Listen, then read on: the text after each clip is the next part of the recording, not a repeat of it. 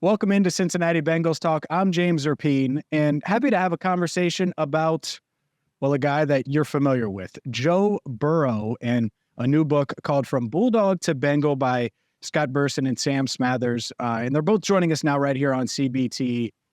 Fellas, I appreciate the time. I know that a lot of work went into this book, so I just want to start with a simple question. How satisfying was it when you put the final touches on the book and you hit send or print or whatever it was and you finished this project? Well, I mean, I'll start. This is my fourth book, but this is the one the closest to my heart. I grew up in Athens. I'm a university professor in Indiana now, but I grew up in Athens.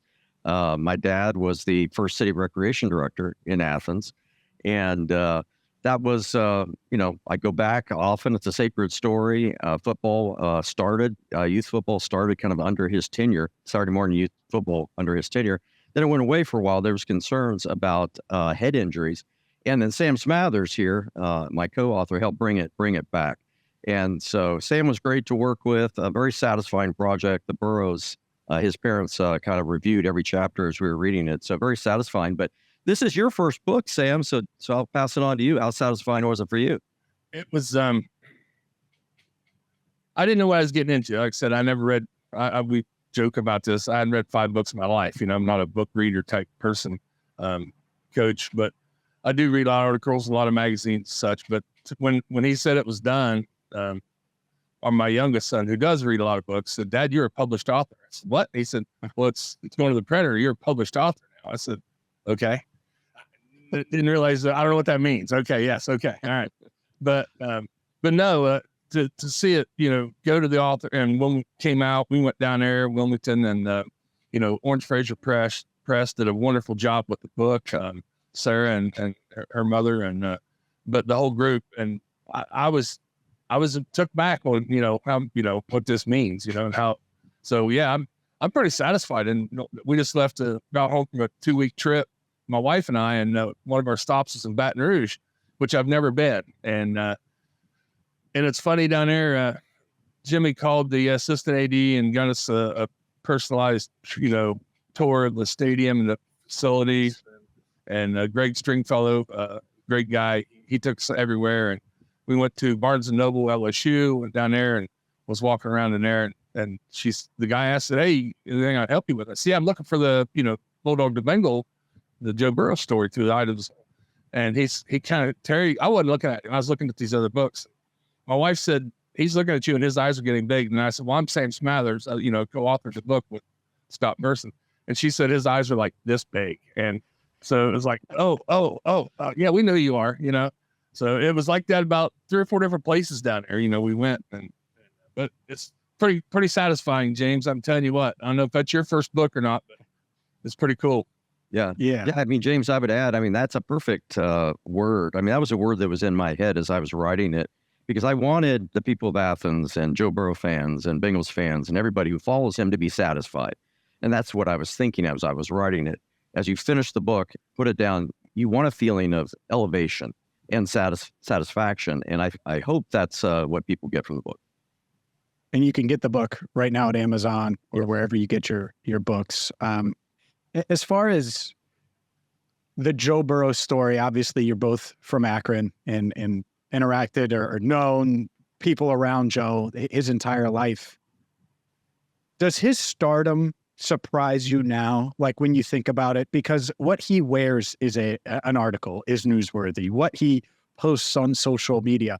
He's one of the NFL's biggest stars, the all-white party that he went to at Michael Rubin's for the 4th of July. Like all of these things, like I know the Bengals haven't had a star at this level. Part of that is the social media era and things like that. But he is a kid from Athens, right? Who grew up in Athens and goes from that to being one of the NFL's biggest stars. And obviously he's still ascending.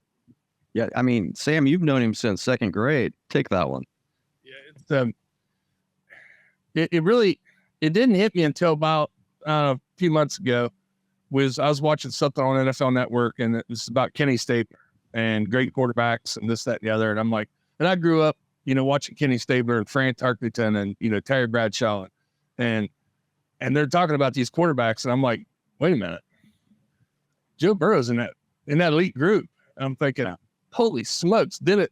I mean, one of them, you know, came to this moment thing, and I'm like, hit me real quick. Like, wow, this is amazing. And to watch him grow up from, you know, like I said, third grade all the way up, he's just Joe Burrow to me. He's Joey, and it still is. When I see him, it's still Joey, and he, you know, he don't act no different. And you know, he's the same kid, but yeah, he has that star of, you know, he's changing the NFL, and he's, you know, right there at the top of it. That's Joe Burrow. That's his attitude. And James, you know, I interviewed 60 people in Athens, around 60 people or so, and I'd never heard a negative thing about Joe. It's remarkable when you interview that many people, and all of them, you know, talk about how grounded he is, and when he comes back, he doesn't have a big head, and he's the same guy. And so I think there's something about maybe something in the soil in Athens County that has kept him grounded, to be sure, because he's hobnobbing with you know, all the greats right now. He is. And I think back to, and obviously he went to Ohio State, and it didn't necessarily work out from a football standpoint there, even though I think he grew, and he's talked about that. But his first game at LSU, I have a buddy who lives in Athens, and he reached out, and it was against Miami. And Miami, every few years, just gets a ton of hype. That's just how college football is. They'll get hype, and people will think it's the 90s and early 2000s again. And he's like, just watch. LSU is going to crush the Hurricanes. And I'm like, really? And it was a primetime game. He's like, yeah. Because I didn't know much about Joe then. And he was all in. So was the belief there? Obviously, we know what he did in high school. But was the belief always there in him that he would make it to the league? Was that a discussion after he had to transfer to Ohio State? How was the vibes in Athens during that? Because I know he had some doubts during that time when he had to transfer from Ohio State to LSU. Now, there you go. The stars aligned, and we talk about this, but there were doubters out there. But we watched him do it in high school, watched him do it, you know, in youth football, you know, things he did as a person who brought the team together like this. Every place he was at. Only thing we were asking for in Athens around this area was an opportunity. Once everybody's seen the opportunity, once he got the opportunity and everybody got to see what he can do and how he's the glue that holds it together. He's the guy that, you know, the it factor type person. He's been that way, you know, like I said, from youth football up. Once he got that opportunity and everybody else in the world could see what we knew, and it was just going to be a matter of time. But to have the season he had his senior year, nobody saw that coming. You know, that was just, yeah. Stars aligning. How could you? I mean, I even thought, and I haven't told Joe this, but I've said it, going into that Clemson game, it's like, oh my God, Clemson's loaded. As good as LSU is, I think that this is going to be a dogfight. And it was early, and then it wasn't. And Joe adjusted, and that was that. Scott, you mentioned you interviewed 60 people or so in Athens. The thing that stands out to me about Joe is how relatable he is. Mm-hmm. I'll listen to Gunna with certain teammates, and that's one of the rappers he'll listen to. And then he'll go play Super Smash Brothers on the Nintendo Switch. Mm-hmm. And I feel like he's just, he can hang out with anyone. He's still himself. He's genuine. And I think that when we talk about it factor, it is a big part of it. You have all the talent and all of those things, but did that part of it, relatability, did that shine through when you were interviewing people about this book? Oh yeah, I mean, absolutely. And I had a chance to interview pretty much all of his close friends, and one of them, Zacchaeus Saltzman, talked about growing up in Athens. You know, for people that may not be familiar with the area, they may just think it's very monolithic. I mean, this is Appalachia, and it certainly has that. But Ohio University is there too, and you have 120 international countries represented on that campus. You have every state in the union, excuse me, represented on that campus. So there's a lot of diversity. So Zacchaeus was talking about, he thinks, you know, Joe growing up in a place that does have a lot of diversity, and he spent a lot of time, you know, on the OU campus because his dad was a coach there. He learned how to relate to people who are very different, right? And so, like you said, in the locker room, he'll sit down and talk to every person, you know, in the locker room. Every locker room he's been in, he'll have lunch with everybody, and he'll try to figure out the best way into that person, how to connect with that person, how to relate well to that person. I think that's, you know, part of why he's such a great leader is he finds a way to personalize those relationships. And Athens has had a lot to do with that. one of the things that, as I look at the big picture of Joe and try to kind of reflect, even though he's still really early in his NFL career, and I've covered him since he got drafted, but he has that 2019 season. He goes to LSU, flashes some that first year, certainly at the end of the year, the bowl game. Everyone has seen that on social media, takes the hit, and then they just blow him out. I think they were playing UCF. And then the undefeated year, gets picked number 1. But that first year, they were about to turn the corner. I think they would have made a run in the second half of the season. Mm-hmm. He gets hurt. And the way he responded to that, he had never had an injury like that I'm aware of. I don't want to say, does that surprise you? And this can be a question for either of you, but the way he responded and was back on the field for the offseason program and was, not 100% yet, but was out there for his teammates, all of those things that go into that. What was your reaction to it? Because I think when you get propped up and you ascend and then you get hit like that, you can respond a bunch of different ways. And obviously the very next year he led the Bengals to their first Super Bowl appearance since 1988. He was, Joey stopped by here that year and I said, how's the knee? And I mean, he was right here in this garage and we were talking and I said, how's the knee? He said, I'm good. I said, is it good? He said, I'm playing. That's Joe Burrow. His attitude towards everything it's the one thing we taught in youth football. When you step inside these white lines and you put the helmet on, it's 110%. You give it all right here. We're a family. We're brothers. You give it all right here.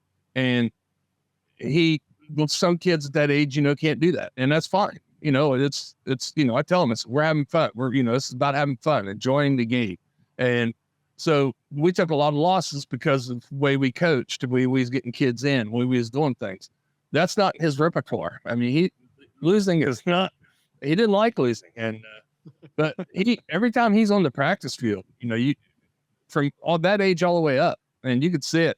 I mean, you could hear the stories at Ohio State and the tire drill with the linebacker, after the tire. And when he goes down there and he's getting in Devin White's face, hey, this defense, this is defense, not no more. Joey's going, no, it's offense time.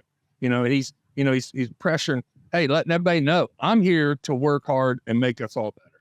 And, competition breeds competition, wins and all that stuff. And, it builds a team, builds a family, it builds a brotherhood.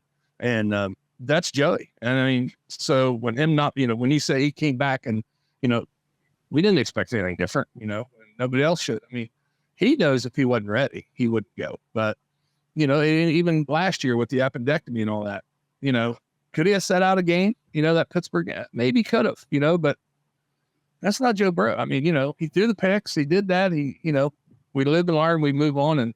And like I said, if the long snapper wouldn't have got hurt, we would have won that game. So there you go again. It's Joe Burrow, and that's his attitude, toward working out and getting better. Has he always reacted to, sorry, Scott, has he always reacted to mistakes that way? Like, obviously he gets mad at himself for a second, but he seems to shake off any of those mistakes. Like the Pittsburgh game is a perfect example. And there were a few games his rookie year, but it's almost robotic, which I think is really, really hard to do if you're playing a video game or playing ping pong or doing whatever, let alone playing a game at the NFL level. It's just one of those, we lost the state title game in high school football. And it wasn't just Joe's pick and, which that did contribute some, but not everything. We gave up. We had them 4th and long 3 times on the final drive. If our defense stops them one time, and Toledo Central Catholic was a complete running team, 3,000-yard rushers. They threw a pass. Kid cut an exceptional pass on the sideline. I mean, exceptional. Great pass, great catch. And to get a first down, if we stop them there, we win the state title. But Joe don't remember none of that. If Trey's fingers are an inch longer, he intercepts it in the end zone, they don't score the touchdown. If, ifs and ifs, our kicker, our extra point guy didn't make his extra points. Little things like that. But no, that ain't what Joe remembers. In his post-game interview, if you remember, he said, I threw that pick, and this is the worst game of my life. And I guarantee you, I've never watched it. Joe's never watched it. But that's what he remembers from that, was what he did wrong. And now he's going to do better. Yeah, that interview, at least the clip of that is gone viral. I'm sure a lot of our viewers have seen that. As far as going back to his childhood a bit, is attitude wise, having Jimmy coaching, having older brothers, does that all contribute to him being unflappable during adversity, his composure, all of those things in your interviews? Is that where it comes from? Because again, there are a lot of 50, 60-year-olds that never learn that in things that are much less serious or are important with as much on the line. Yeah, I mean, he was around it, from the very, very beginning. I mean, there's a story in the book, where Jimmy's coaching arena football and Kurt Warner's on that team, right? And they're playing in the Arena Bowl and they're flying back. They lost it, and Warner sitting there reading his Bible the entire time, but they're only like 2 seats away from little Joe Burrow, 8-month Joe Burrow, sitting on Robin's lap. So I mean, he's surrounded by this from the earliest days, going to national championship games, meeting NFL quarterbacks, Super Bowl champions. I mean, by osmosis, I think he's picking this up. And then they moved from Fargo to the Plains in Athens County for Jimmy's job. And that's where the planets start to align, or the stars start to align. And Sam sees him coming up the hill, right, in a white T-shirt and sunglasses. And that's where it all began. And sunglasses.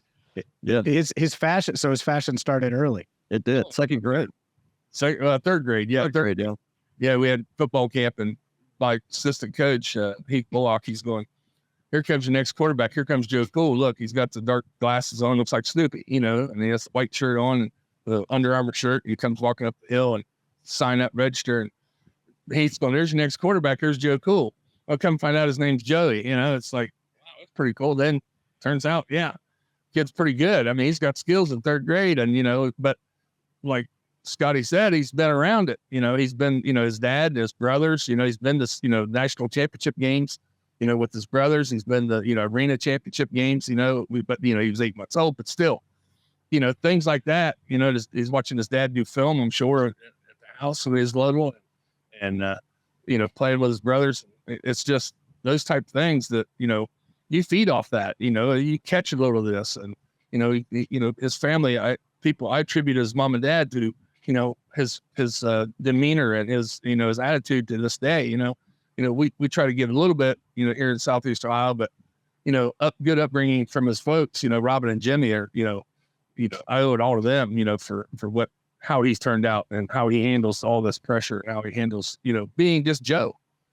And I will add, talking to Jimmy, I will add, I mean, you've talked to Jimmy, James, he's got a very laid back guy, and of course, he would watch film with Joe occasionally, but he wouldn't force it on him. Yeah. I mean, he wouldn't. I mean, he was more dad than coach. And certainly, I think he struck a really unusual balance, because I think a lot of coaches they want to have hands on, they want to micromanage their son. They want to make sure he gets to the NFL. I mean, that's not the way Jimmy was. I mean, he allowed Sam and the other coaches to do their job. And I didn't know who he was till halfway through his first season with me in third grade. Somebody said, his dad is, right? We're starting to do this. We're running the wing tee offense. I said, no, this is dad. It doesn't matter. And his dad's the new defensive coordinator at OU. And I said, okay, now we're putting some blocks together here. Now I know why he has a little more than the next kid at third grade. He has a little bit more.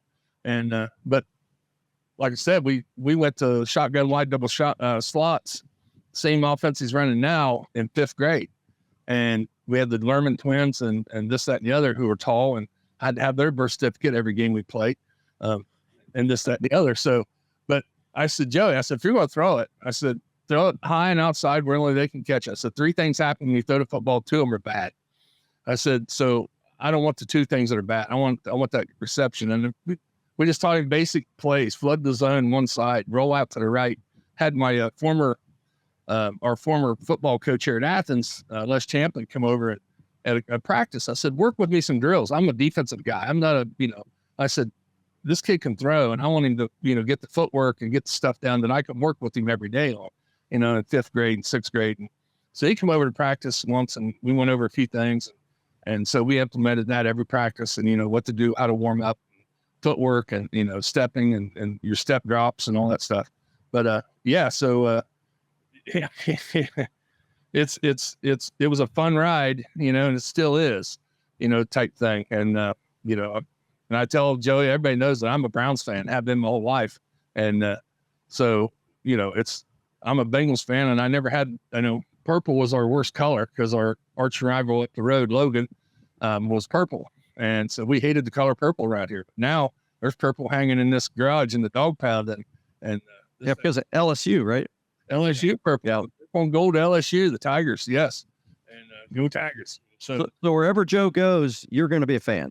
I'm a huge fan. Yeah, I'm a big supporter of Joe. Like everybody around here is. It's huge to see how many people who, when he went to Ohio State, they're going, well, he'll never get a shot. He'll never get a shot. And of course, a lot of those guys were the teams we beat in high school. They're like, still a little, rough around the edges because of the loss, but still. And then once all this started happening and LSU and the season and then Bengals, it's like, they're all coming around. They're all going, man, that Burrow. There's signs, in other towns, Trumbull, Nelsonville that, have, Bengal signs number 9 on it. And it's pretty amazing. We keep saying surreal, but it's got to come, like I said, it's hit me now, but he's one of the greatest quarterbacks in the NFL right now. And he came right through this little town of the Plains, Ohio. Where you said wherever he goes, Scott, well, maybe he goes to another Ohio town that starts with a C other than Cincinnati, but hopefully we're talking about Canton after Cincinnati, That's right. not Cleveland, not anywhere else. I just want to be very, very clear. Hopefully he's here for the rest of his career because, what he's done, he's already taken to the organization to so many records that they haven't done. Back-to-back years with playoff wins, back-to-back AFC North titles. It's only the second time in team history they've won the division back-to-back years, 5 playoff wins in 2 seasons, back-to-back years with road playoff wins. I mean, just things that they had never done ever. And in a lot of years, didn't even get close to. And obviously there's a lot of expectations going into this season. You guys mentioned how he hasn't changed much. And I do want to ask, I was listening to Jimmy, I think he was talking with Dave Lapham, and he said by his freshman year, he kind of noticed like, oh, he's going to play collegiately and get a scholarship, those type of things. When did you realize he was different? Sam, was it 3rd grade, 4th grade, where you're like, all right, I need to put him at quarterback and let him throw it? Because obviously most kids don't throw it at that age. Yeah, we don't. And it was 3rd grade we ran, 3rd and 4th grade we ran the wing tee offense. And I went and found books on how to run the wing and shoot offense to put those 2 Lerman twins in the fray of the wide receiver corps. If we'd have ran, here's the funny thing, if we'd have ran a pro set offense when Joey came through, Ryan Lerman would have been my quarterback and Joey would have been a halfback because he was quicker, and Ryan threw the ball better than Joe did at that time and ran just as well. And so to run the option and stuff like that, I'd had Joe as my pitchman. He's going to take the pitch and go around the end and take off running. He can outrun anybody. And but we ran the wing tee for 2 years, and we went to a pro set. Then we went to a shotgun set his 6th grade year. And by the end of his 6th grade year, halfway through, I thought, this is an exceptional group. I've coached probably for 10 years prior to his group coming through, and I've never seen talent like that, not just by him, but this whole group of collective boys who stayed together, all 12 of them or 13, whatever it was, from 3rd grade through 12th grade. And I knew right then and there, if they stayed together, we would have something great at high school. Now, beyond that, I didn't see anything. I wasn't playing into that. I mean, you always hope you go to college and such, but by the time his junior year rolled around, sophomore, junior year in high school, you could tell this kid's going to play at the next level and be great. And all he needed was an opportunity. It's called From Bulldog to Bengal. You can get it on Amazon right now. Before I let you guys go, Scott, when you dove into this project, I'm sure you knew a lot about Joe already, but is there something that surprised you the most to learn about him, whether it's football related or otherwise? Yeah, I mean, a couple things very quickly. I mean, one, I worked at the University of Florida in their sports information office, and when Tim Tebow was there, I mean, national media would descend. They would try to find dirt on Tebow. You probably remember that. And the worst they could find was he was biting his fingernails, right? And so this was an authorized biography, so I wasn't looking for dirt, but I couldn't find any, even if I tried. The thing that really surprised me, I guess, is that a lot of the people I grew up with were part of Joe's story. And I didn't realize that to this extent. A guy that I went to high school with, I coached Joe 400 games in basketball and baseball, youth basketball and baseball. And I didn't know that. A girl that I went to high school with, she got Joe addicted to those caramel apple suckers that he used to do before every game. And she was the one responsible for that. His high school basketball coach, I grew up playing against him. And Joe and I had the same elementary school principal, separated by 35 years. So again, having that sort of connection to my background made it more sacred and special for me. And this is a sacred story for the people of Athens and Southeast Ohio. So I wanted to make sure it was done well. Wanted it, number one, to please the Burrow, Team Burrow. And secondly, that the people of Athens County could really be proud of it. So I'm hoping that's the case. For sure. No, I certainly think they are. I think Bengals fans everywhere will certainly want to read it. Like I said, you can get your copy on Amazon.com or wherever you get your books. Fellas, I appreciate the time. I know it was a successful launch. It's been out for a few months now, and I'm sure with the season coming up, plenty of more copies are going to fly off the shelves. Yeah. Well, thanks for having us, James. We really appreciate it. James, take care. Thanks, sir.